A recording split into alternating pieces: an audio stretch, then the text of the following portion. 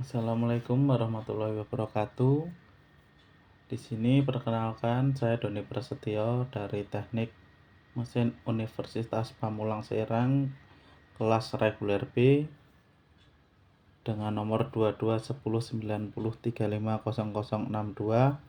akan menjelaskan tentang diagram fasa yang diampu oleh Bapak Joni Arif STMT.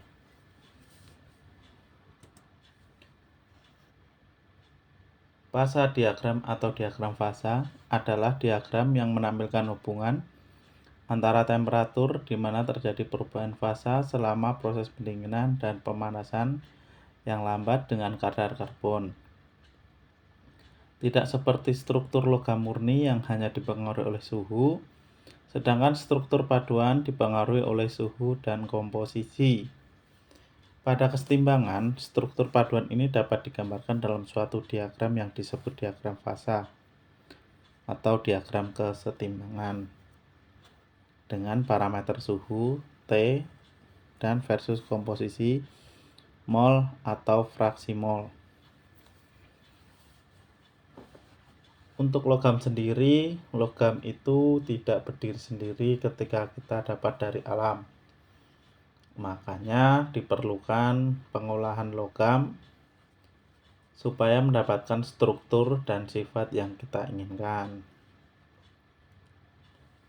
Hasil dari pengolahan logam tersebut adalah logam paduan, di mana logam lebih banyak dalam keadaan paduan yang lebih banyak digunakan sehari-hari.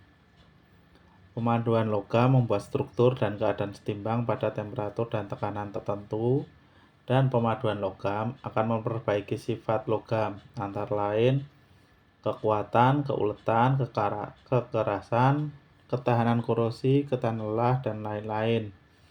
Sehingga kita dapat memproses logam itu menjadi apa yang kita inginkan.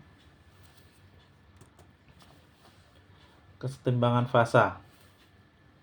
Bagian suatu yang menjadi pusat perhatian dan dipelajari disebut dengan sistem. Suatu sistem heterogen terdiri dari berbagai bagian yang homogen yang saling bersentuhan dengan batas yang jelas.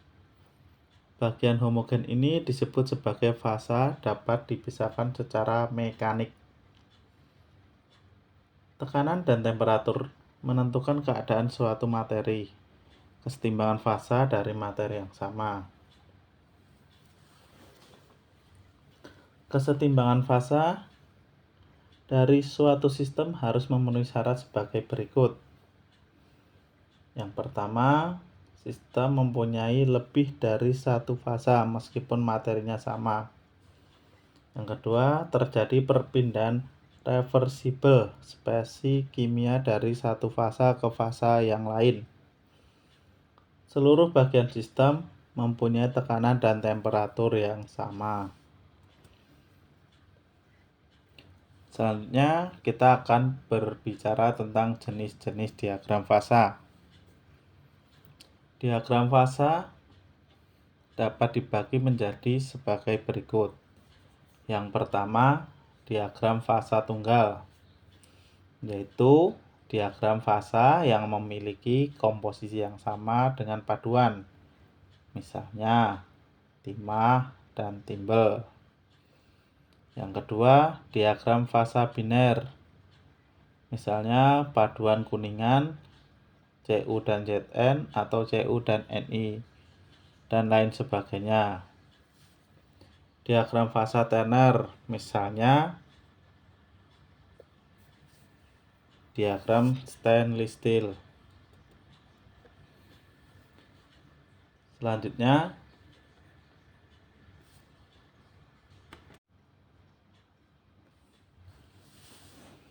komponen diagram fasa. Komponen umum diagram fasa adalah garis ketimbangan atau batas fase yang merujuk pada baris yang menandai kondisi di mana beberapa fase dapat hidup berdampingan pada kesetimbangan. Pertama, fase transisi terjadi di sepanjang garis dari equilibrium atau kesetimbangan. Selanjutnya, titik triple adalah titik pada diagram fasa di mana garis dari equilibrium berpotongan. Selanjutnya, garis solidus adalah garis yang menunjukkan temperatur terendah di mana logam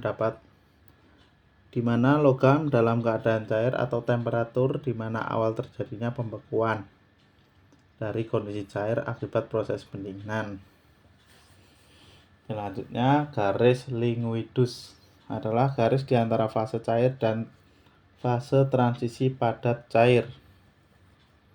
Diagram fase air memiliki titik triple tunggal yang sesuai dengan suhu dan tekanan, di mana padat, cair, dan gas air dapat hidup berdampingan dalam keadaan kesetimbangan yang stabil.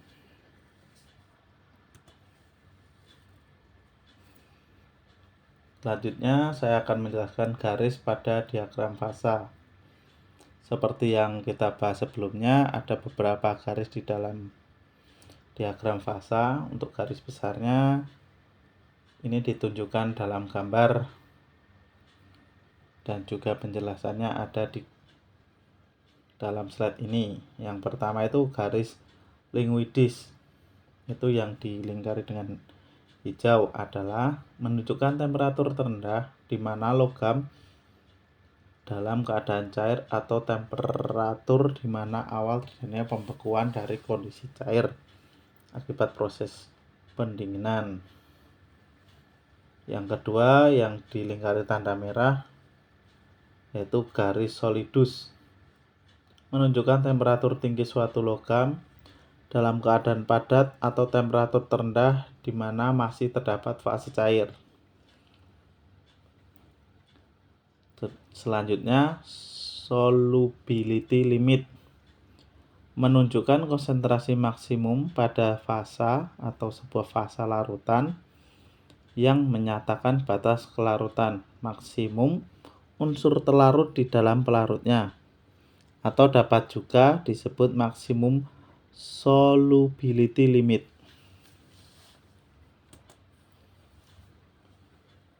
Selanjutnya, kita akan berbicara tentang klasifikasi diagram fasa. Pertama, larut sempurna dalam keadaan cair atau padat. Selanjutnya, larut sempurna dalam keadaan cair, tidak larut dalam keadaan padat, atau yang disebut reaksi autentik. Selanjutnya, larut sempurna dalam keadaan cair, larut sebagian dalam keadaan padat, atau yang disebut reaksi autentik.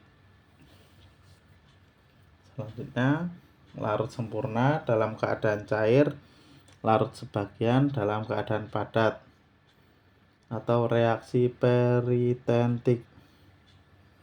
Selanjutnya, larut sempurna dalam keadaan cair, tidak larut dalam keadaan padat, dan membentuk senyawa. Selanjutnya, larut sebagian dalam keadaan cair atau reaksi monotentik, dan tidak larut dalam keadaan cair maupun padat. Titik peritentik adalah titik pelelehan di atas suhu peritentik atau dalam kurung TP dan pendinginan melalui TP.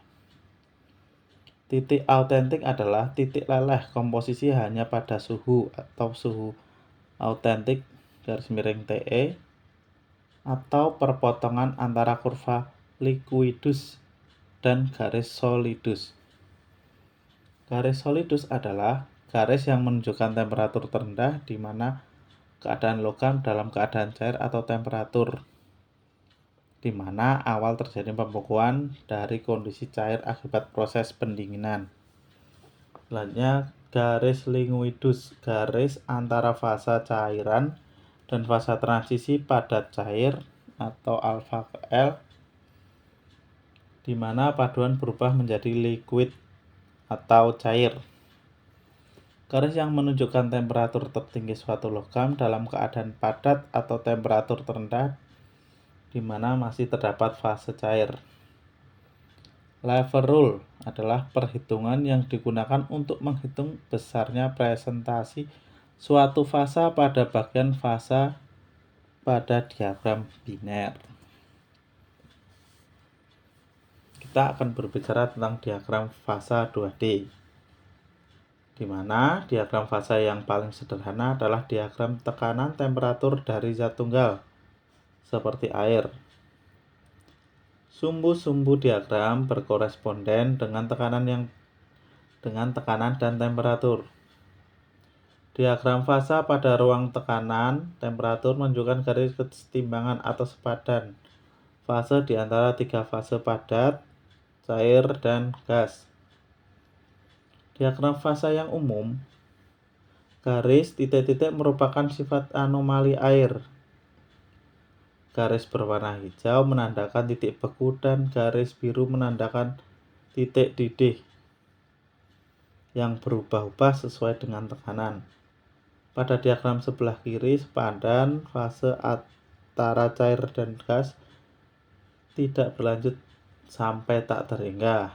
Ia akan terhenti pada sebuah titik pada diagram fasa yang disebut titik kritis. Ini menunjukkan bahwa pada temperatur dan tekanan yang sangat tinggi, fase cair dan gas menjadi tidak dapat dibedakan, yang dikenal dengan fluida superkritis. Pada air, titik kritis ada pada sekitar 647 Kelvin dan 22,064 MPa atau 3200,1 PSI.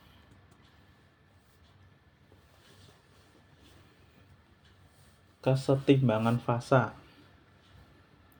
Sistem adalah suatu zat atau campuran yang diisolasikan dari zat-zat lain dalam suatu gejala inert. Untuk diselidiki pengaruh perubahan temperatur, tekanan, dan konsentrasi terhadap zat tersebut. Misalnya sistem air dan garam, gas, dan sebagainya. Atau suatu sistem heterogen terdiri dari berbagai bagian yang homogen yang saling bersentuhan dengan batas yang jelas. Bagian homogen ini disebut fasa dapat dipisahkan secara mekanik. Tekanan dan temperatur menentukan keadaan suatu materi kesetimbangan fasa dari materi yang sama. Kesetimbangan fasa dari suatu sistem harus memenuhi syarat sebagai berikut. Fasa. Sering istilah fasa diidentikan dengan wujud atau keadaan suatu materi. Misalnya es berwujud padat, air berwujud cair, dan uap air berwujud gas. Akan tetapi, konsep ini tidak benar karena sistem cairan dapat terdiri dari beberapa fasa. Sedangkan gas cenderung bercampur sempurna sehingga dalam sistem gas hanya terdapat satu fasa. Fasa dapat diidentifikasikan sebagai setiap bagian. 1. Homogen dan dipisahkan oleh batas yang jelas. 2. Sifat fisik dan sifat kimia berbeda dari bagian sistem lain. 3. Dapat dipisahkan secara mekanik dan bagian lain sistem itu. Contoh, sistem satu fasa, 2 cairan yang bercampur homogen. Sistem 2 fasa, cairan polar, misalnya air, dan non-polar, misalnya minyak. Sistem belerang padat, monoklin, dan rombik. Yang ketiga adalah sistem 3 fasa, yaitu es, uap air, dan air. Kita akan mulai dengan contoh soal. Beberapa fase yang ada dalam ini pertanyaan, berapa fase yang ada dalam kesetimbangan berikut? Ca, CO3 dalam kurung S, CO2 dalam kurung G, dan plus CaO dalam kurung S. Dalam persamaan di atas, dua buah padatan mempunyai struktur yang berbeda dan dipisahkan oleh batasan yang jelas. Maka seluruhnya ada 3 fasa, yaitu 2 padat dan 1 gas. Contoh soal lagi, sebuah gunung es mengapung di danau. Bila kita menganggap danau, gunung es, dan atmosfer sebagai satu sistem, berapa jumlah fasa yang ada? Jawabannya, gunung es adalah sebuah bentuk padat dari air. Danau adalah lautan air dan atmosfer terdiri dari uap air dan gas lainnya. Maka disinilah ada 3 fase, yaitu padat, cair, dan gas. Selanjutnya kita akan berbicara tentang komponen atau dalam kurung C. Jumlah komponen suatu sistem dinyatakan sebagai jumlah minimum spesies kimia yang membentuk sistem tersebut yang dapat menentukan susunan setiap sistem fasa sistem. Contoh, jumlah komponen C adalah 1. B, jumlah komponen C sama dengan 3 untuk perbandingan mol. Dan C, jumlah komponen C sama dengan 2 bila perbandingan mol. Contoh soal, berapa jumlah komponen yang ada dalam kesetimbangan berikut? Soalnya masih sama dengan yang tadi. CaCO3 dalam kurung S, CO2 dalam bentuk G, dan CaO dalam bentuk S.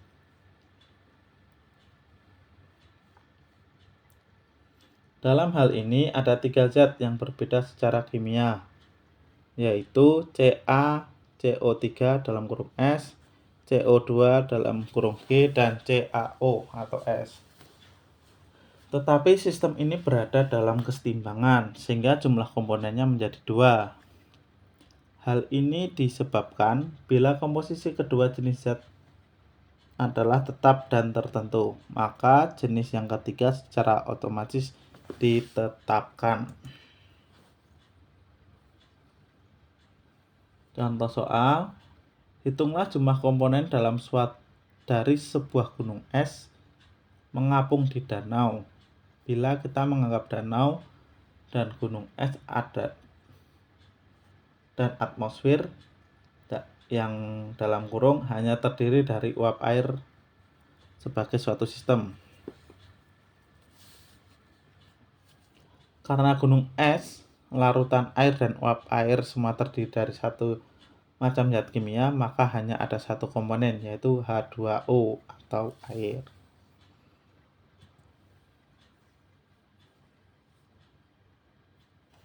Di sini kita akan berbicara tentang derajat kebebasan atau dalam kurung F. Derajat kebebasan dari suatu sistem setimbang merupakan variabel intensif independen yang diperlukan untuk menyatakan keadaan sistem tersebut. Untuk menentukan derajat kebebasan dibutuhkan aturan fasa. Aturan fasa yaitu aturan fasa mengatur hubungan antara jumlah komponen, jumlah fasa, dan derajat kebebasan suatu sistem. Menurut aturan fasa, F sama dengan C min P plus 2. Aturan fasa untuk satu komponen adalah untuk sistem satu komponen, aturan fasa berubah menjadi F sama dengan 3 min P. Karena fasa tidak mungkin sama dengan 0, maka derajat kebebasan maksimal adalah 2. Artinya, sistem satu komponen paling banyak memiliki 2 variabel intensif untuk menyatakan keadaan sistem, yaitu P atau tekanan dan T atau suhu.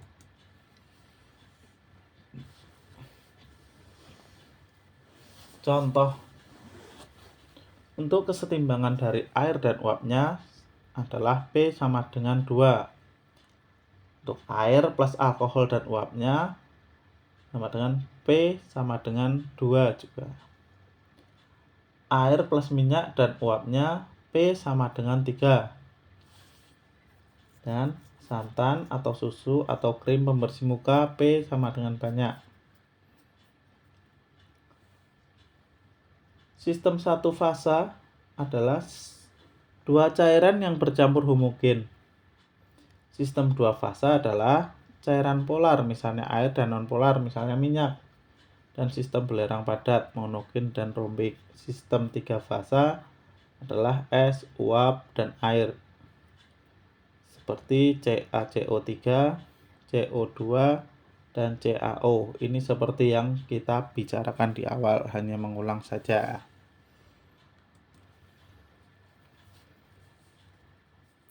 Contoh soal sendiri. Dalam gelas tertutup terdapat kesetimbangan antara es dan air, maka derajat kebebasan sistem tersebut adalah F sama dengan 1 min 2 plus 2 sama dengan 1. Artinya, jika temperatur tertentu, maka tekanan dan komposisinya tertentu.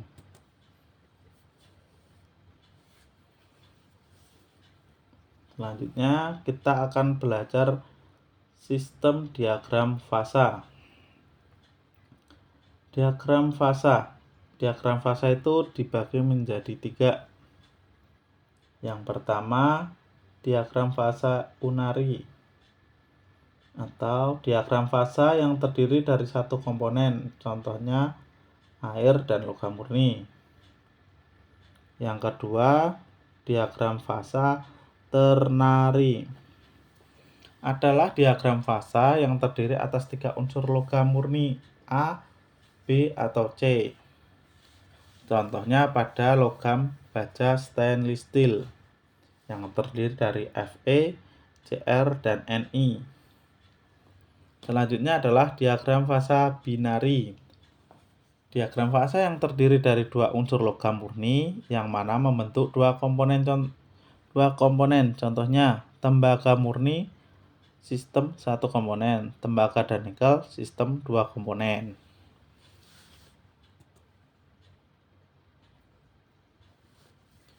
Yang pertama, kita bicara lagi tentang diagram fasa 1 komponen atau unari. Sebagai contoh adalah diagram fasa 1 komponen adalah diagram air. Bisa dilihat di situ ada contoh diagram juga.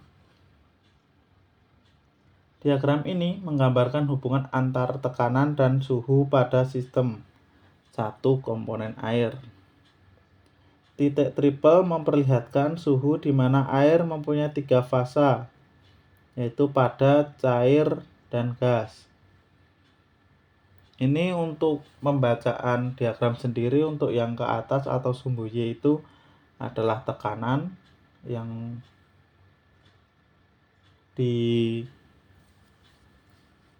dinyatakan dalam atmosfer.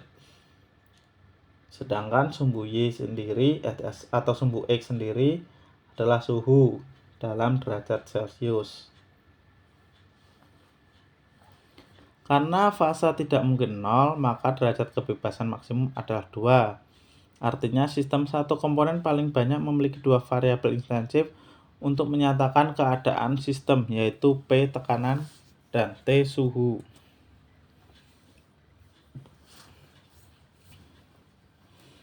Kita akan berbicara contoh soal lagi. Yang pertama, diagram fasa cair, yaitu cair 25 gram A dan 60 gram B dicampur pada 25 derajat Celcius. Dan pada temperatur ini sistem membentuk 2 fasa. Bila berat B pada fasa 1 15% dan pada fasa 2 adalah 80%, hitunglah massa tiap fasa dalam kesetimbangan. Jawabnya, M1 sama dengan CB per M2 per AC. Tahu berat persen dari B, 2 min berat persen dari B atau AB, dibagi persen berat B atau AB min persen berat B 1. Sekarang kita mencari persen berat B. AB sama dengan 60 gram per 25 gram ditambah 60 gram. Itu didapat hasil 0,706 atau 70,6%. Juga M1 plus M2 sama dengan 25 plus 60 sama dengan 85 gram. M1 per M2 sama dengan 80 dikurangi 70,6 per 70,6 min 15 didapat hasil 9,4 per 55,6 atau hasilnya 0,169. Maka M1 nya adalah 0,169 meter kubik. 0,169 meter kubik plus M2 sama dengan 85 gram.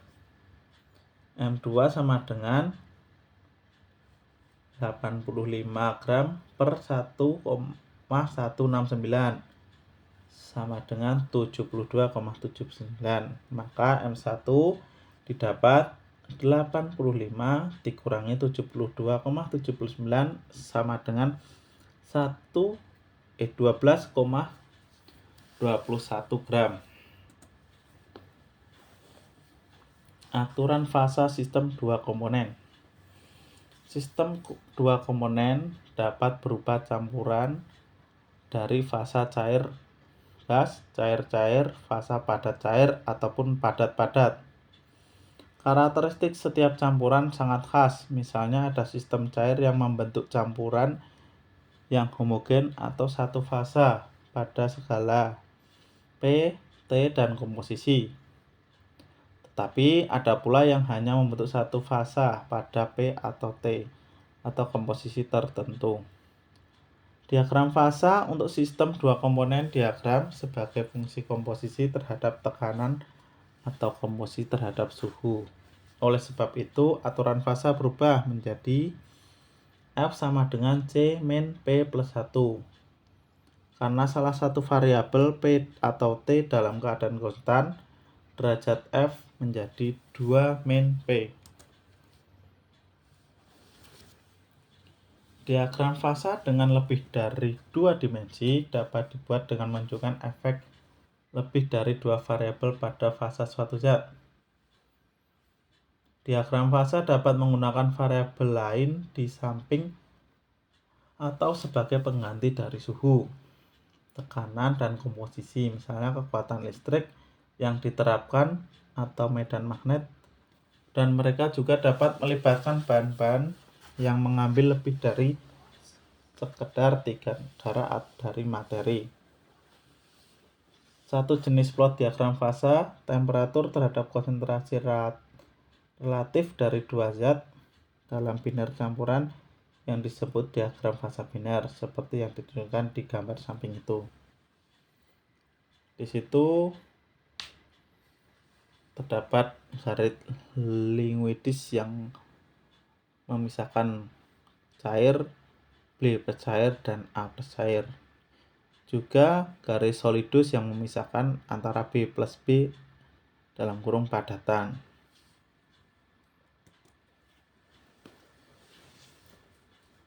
Yang selanjutnya sistem 3 komponen atau ternary. Sistem 3 komponen mempunyai derajat kebebasan karena tidak mungkin membuat diagram dengan 4 variabel, maka sistem tersebut dibuat pada tekanan dan suhu yang tetap, sehingga diagram hanya merupakan fungsi komposisi. Harga derajat kebebasan maksimal adalah 2, karena harga P hanya memiliki 2 pilihan, satu fasa, yaitu ketiga komponen bercampur homogen, atau 2 fasa yang meliputi 2 pasang misibel. Umumnya 3 komponen merupakan sistem cair-cair-cair. Ini juga terdapat contoh diagram cast iron, steel, Di sini garis linguidis adalah garis yang menunjukkan awal dari proses pendinginan atau pembukuan. Dan juga garis solidus ialah garis yang menunjukkan akhir dari proses pembukuan atau pendinginan. Di sini terdapat banyak jenis-jenis dari logam. Selanjutnya, aturan pengungkit atau level rule. Besarnya presentasi suatu fasa pada bagian dua fasa dari suatu diagram fasa biner dapat dihitung dengan menggunakan level rule. Contohnya adalah dengan menggunakan level rule. Besarnya presentasi dari suatu cairan atau zat padat pada suhu tertentu dapat untuk komposisi rata-rata pada dua fasa tersebut. Level rule adalah perhitungan yang digunakan untuk menghitung besarnya presentasi suatu fasa pada bagian dua fasa pada diagram biner. Di sini ada diagram fasa yang posisi Y-nya atau sumbu Y-nya temperatur dan sumbu X-nya adalah weight. Jadi di situ ada liquid dan solid.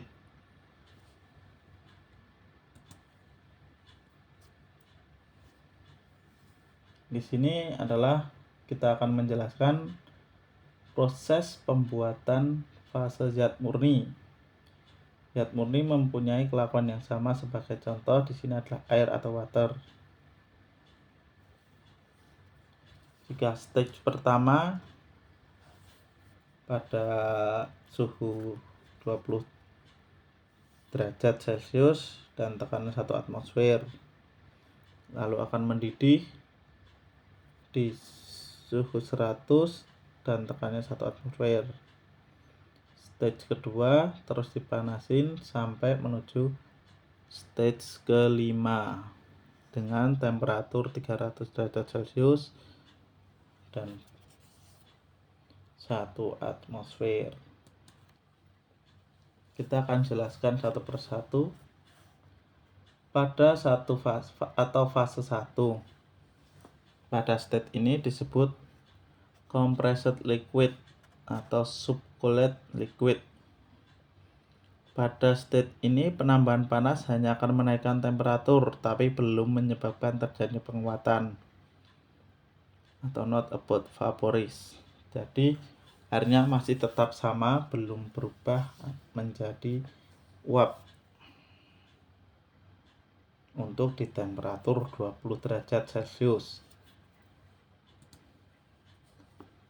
Lanjut ke fase 2 atau stage 2. Stage 2 disebut saturated liquid, cairan jenuh. Pada stage ini fluida tepat akan berubah fasenya. Penambahan panas sedikit saja akan menyebabkan terjadinya penguapan atau about to evaporate. Akan mengalami sedikit penambahan volume. Jadi kita tahu sendiri bahwa air itu titik didihnya 100 derajat Celcius dan di fase 2 ini pas di saat 100 derajat Celcius. Sehingga belum terjadi penguapan karena belum melebihi dari 100 derajat Celcius. Di stage ketiga, state ini disebut saturated liquid dan vapor mixture, campuran uap dan cairan jenuh. Pada keadaan ini, uap, air, dan cairan jenuh berada dalam keseimbangan. Penambahan panas tidak akan menaikkan temperatur, tetapi akan menambahkan jumlah penguapan. Kita lihat sendiri untuk yang abu-abu itu adalah menggambarkan uap. Untuk yang pink itu menggambarkan tentang air dalam satu tekanan atmosfer dan suhu 100 derajat Celcius.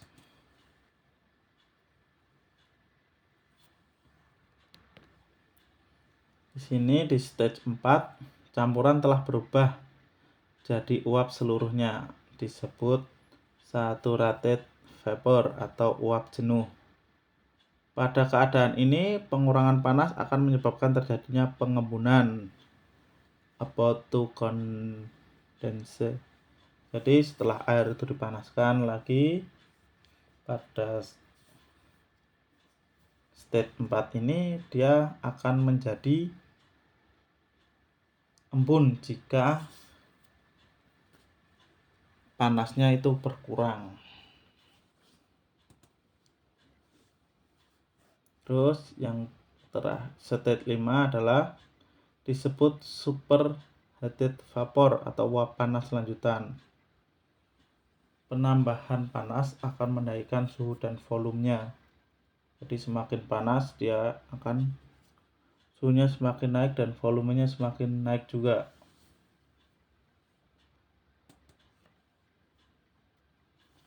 Selanjutnya kita akan berbicara dengan proses perubahan fase zat murni. Diagram PT untuk zat murni secara umum dapat dilihat di gambar 1. Diagram ini juga sering disebut diagram fase zat karena menunjukkan ketiga jenis fase zat yang dipisahkan oleh garis.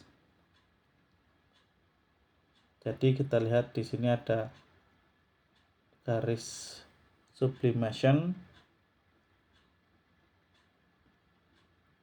yang akan merubah atau memisahkan fase menjadi 3, yaitu solid, liquid, dan vapor. Vapor adalah penguapan.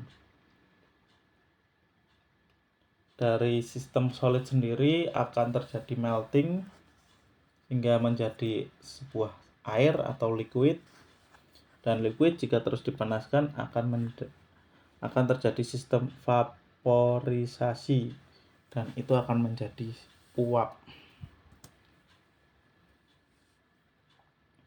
Penjelasan untuk grafir pada gambar nomor 1 tadi adalah garis sublimation line atau garis sublim memisahkan daerah uap vapor dengan daerah beku. Garis vaporization line adalah garis penguapan memisahkan daerah cair dan daerah uap.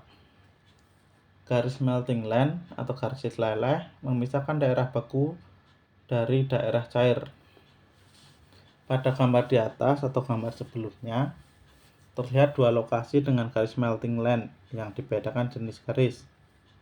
Garis putus-putus melting line merupakan garis melting line untuk zat yang memuai saat beku, sementara untuk zat menyusut saat beku adalah garis melting line yang berupa garis biasa. Dari gambar di atas juga terlihat bahwa kondisi liquid atau cair hanya dapat terjadi pada tekanan di bawah tekanan triple point.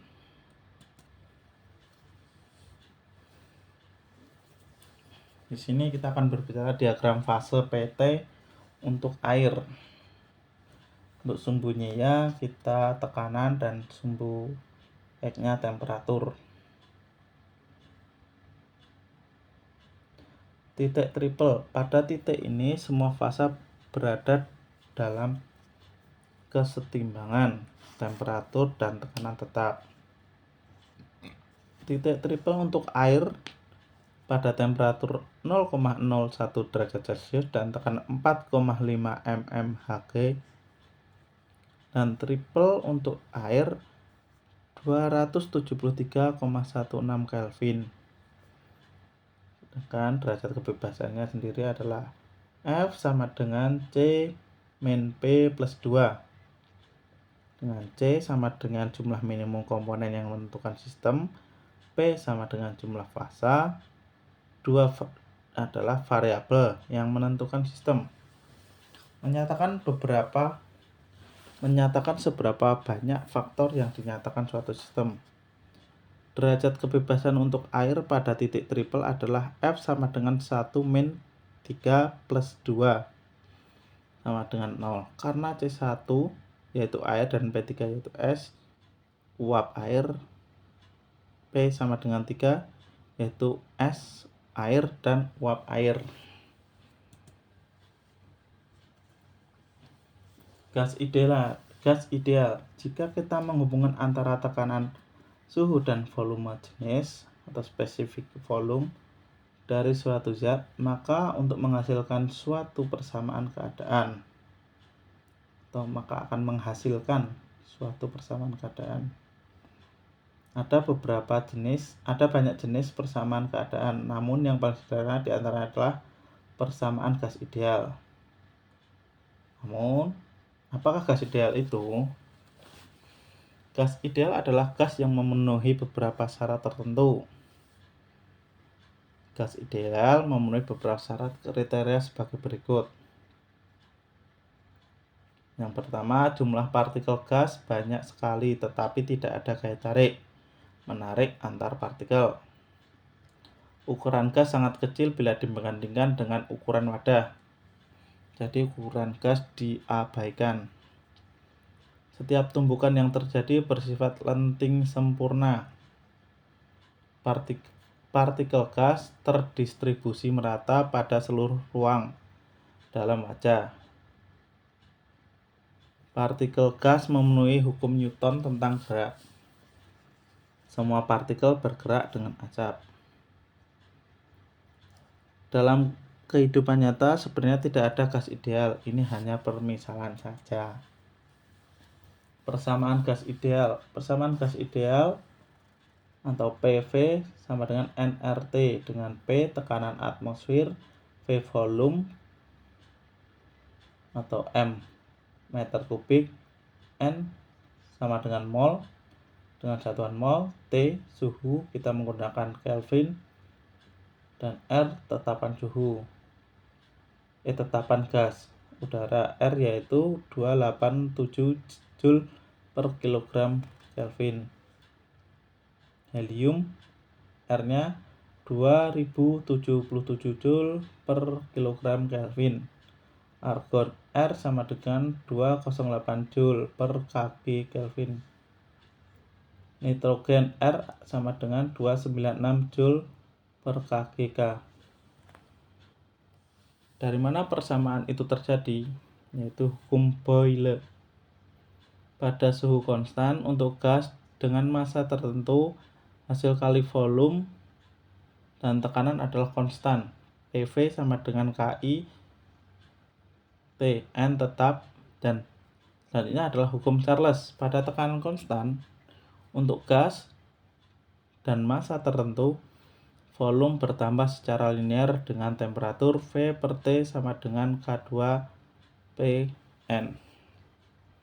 N tetap. Hukum Gay-Lussac. Pada volume konstan, tekanan gas berbanding lurus dengan temperatur absolut. P per T sama dengan K3 V N tetap. Hukum Boyle dan Charles dapat digabung sebagai berikut. P per T sama dengan K. Hukum Avogadro. Pada tekanan dan suhu yang sama, volume yang sama dari gas akan mengandung jumlah mol yang sama. V per N sama dengan Ka. P tetap. Hukum Boyle, rumusnya V sama dengan 1 per P. Hukum Charles, V sama dengan T. Hukum Avogadro, V sama dengan N. Dan hukum ini diperoleh V sama dengan NT per P. Atau V sama dengan R NT per P. Jadi persamaan gas ideal ialah PV sama dengan nRT. Maka persamaan di atas dapat disimpulkan bahwa tekanan dikalikan dengan volume gas ideal akan sebanding dengan hasil kali jumlah mol gas ideal dengan suhu dalam satuan Kelvin. Selanjutnya kita akan membahas transformasi fasa. Transformasi fasa adalah pembukaan suatu fasa baru dengan perbedaan pada komposisi dan struktur kristal yang berbeda dengan bahan induk. Transformasi fasa pada logam. Transformasi fasa ini dibagi menjadi 3 golongan. Diffusion dependent, transformasi tanpa perubahan dalam nomor dan komposisi fasa dalam kurung pembekuan logam murni, transformasi allotropik, dan lain-lain. Diffusion dependent, transformasi dengan perubahan non-diffusion fusion dependent, transformasi dan komposisi fasa atau reaksi autentoid. Diffusion dependent transformation mantensit dalam campuran logam. Kinetika pada transformasi fasa. Kinetika pada transformasi massa terdiri dari proses yaitu nucleation atau nukleasi dan growth atau pertumbuhan. Nukleasi sendiri adalah pembentukan fasa baru tidak terjadi secara otomatis. Proses pertama yang terjadi pada transformasi fasa adalah nukleasi, yaitu pembentukan partikel sangat kecil atau nuklei dari fasa baru. Nuklei ini akhirnya tumbuh membesar membentuk fasa baru. Pertumbuhan fasa ini akan selesai jika pertumbuhan tersebut berjalan sampai tercapai fase baru. 3. Pertimbangan kinetika pada transformasi benda padat. Laju transformasi yang merupakan fungsi waktu atau sering disebut kinetika transformasi adalah hal yang penting dalam pelakuan panas bahan. Pada penelitian kinetik akan didapat kurva S yang diplot sebagai fungsi bahan yang bertransformasi atau berlawanan dengan waktu atau logaritmik.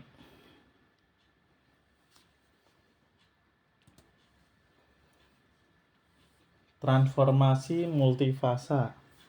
Transformasi fasa bisa dilakukan dengan memvariasi temperatur, komposisi, dan tekanan. Perubahan panas terjadi bisa dilihat pada diagram fasa, namun kecepatan perubahan temperatur berpengaruh terhadap perkembangan bentukan struktur mikro. Hal ini tidak bisa diamati pada diagram fasa. Posisi kesetimbangan yang dicapai dengan laju yang sangat pelan sekalipun, sehingga hal ini tidak praktis. Cara lain yang dipakai adalah menggunakan supercooling, yaitu transformasi pada proses pendinginan dilakukan pada temperatur yang lebih rendah, atau superheating, yaitu transformasi pada proses pemanasan dilakukan pada temperatur yang lebih tinggi. Superheating adalah proses pemanasan, pada umumnya terdiri dari 2 tahap. Yang pertama, proses heating, yaitu proses pemanasan yang dilakukan dari temperatur kamar sampai suhu yang diinginkan. Perlakuan panas bertujuan untuk memperoleh sifat-sifat yang diinginkan dari logam dengan batas-batas tertentu. Proses holding time, yaitu proses penahanan pada temperatur tertentu sehingga terjadi transformasi yang sempurna dan homogen. Bila transformasi tidak sempurna, maka benda kerja masih mengandung fasa A atau ferrit. Proses ini bertujuan agar karbon yang terdapat dalam bisa dapat larut pada fasa authentic secara merata dan temperatur yang diterima.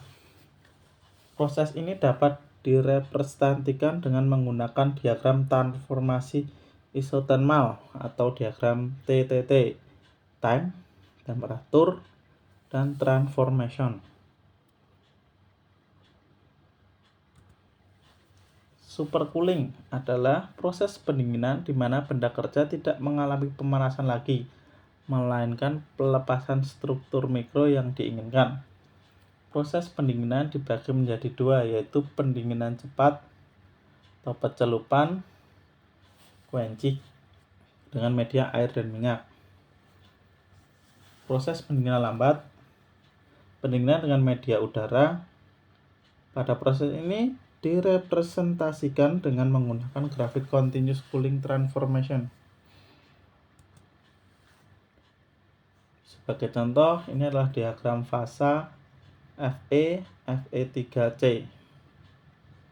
Diagram fasa Fe3C adalah diagram yang menampilkan hubungan antara temperatur di mana terjadi perubahan fase selama proses pendinginan lambat atau pemanasan lambat dengan kandungan karbon.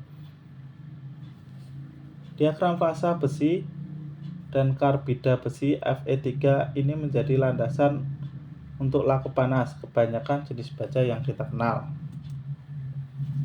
Struktur diagram fase Fe3C. Yang satu adalah ferrit besi A atau besi A adalah suatu komposisi logam yang mempunyai batas maksimum kelarutan karbon 0,025 C pada temperatur 723 derajat Celcius. Struktur kristalnya BBC atau body center kubik, dan pada temperatur kamar mempunyai batas kelarutan karbon 0,008% C atau karbon. Austenik atau besi Y adalah suatu larutan padat yang mempunyai batas maksimum kelarutan karbon 2,11% C pada temperatur 1148 derajat Celcius. Struktur kristalnya FCC, Phase Center Cubic. Cementit atau besi karbida adalah suatu senyawa yang terdiri dari unsur Fe dan C dengan perbandingan tertentu yang mempunyai rumus empiris, atau senyawa kimia yang terdiri dari besi dan karbon dengan rumus kimia Fe3C dan struktur kristalnya orthorhombic.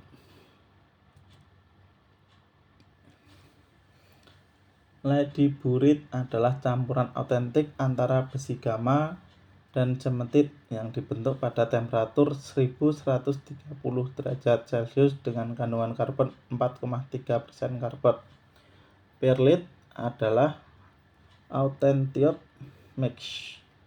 mixture dari perlit dan cementit terjadi pada temperatur 723 derajat karbon mengandung 0,8 karbon. Itu yang bisa dilihat pada diagram tersebut. Diagram fase 3D adalah grafik 3 dimensi yang menunjukkan 3 kuantita termodinamika. Sebagai contoh, untuk sebuah komponen tunggal, koordinat 3D Kartesius dapat menunjukkan temperatur, tekanan, dan volume. Jenis grafik 3D tersebut kadang-kadang disebut diagram PVT. Kondisi kesetimbangan akan ditunjukkan sebagai permukaan 3 dimensi dengan luas permukaan untuk fase padat, cair, dan gas. Garis pada permukaan tersebut disebut garis triple, di mana zat padat, cair, dan gas dapat berada dalam kesetimbangan. Informasi dari diagram fase Fe3C. Fase yang terjadi pada komposisi dan temperatur yang berbeda dengan pendinginan lambat. Temperatur pembekuan dan daerah-daerah pembekuan paduan Fc bila dilakukan pendinginan lambat. Temperatur cair masing-masing paduan. Batas-batas kelarutan atau batas ketimbangan dari unsur karbo fase tertentu. Reaksi-reaksi metalurgi yang terjadi. Garis penting dalam diagram fase yaitu upper critical temperature, temperatur kritik atas atau A3, temperatur perubahan allotropi. Yang kedua, lower critical temperature, temperatur kritikal bawah A1, temperatur reaksi autentoid. Solvus line ACM menunjukkan batas kelarutan karbon dalam austenit. Kegunaan diagram fase Fe3.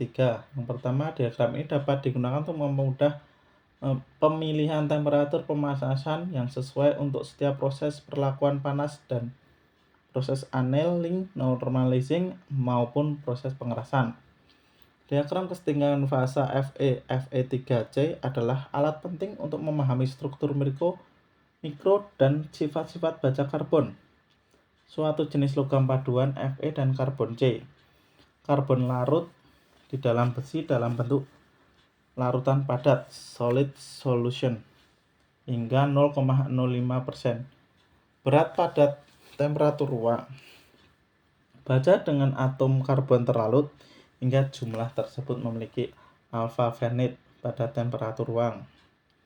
Pada karbon lebih dari 0,05 akan terbentuk endapan karbon dalam bentuk hard intermediate cyclic compound atau Fe3C yang dikenal sebagai cementate atau karbid. Selain larutan padat, alfa Fermat juga dalam kesetimbangan dapat ditemukan pada temperatur ruang. Terdapat fase-fase penting lainnya, yaitu delta Fermat dan gamma austenite. Berikut sumber-sumber yang saya ambil untuk membuat modul pembelajaran ini.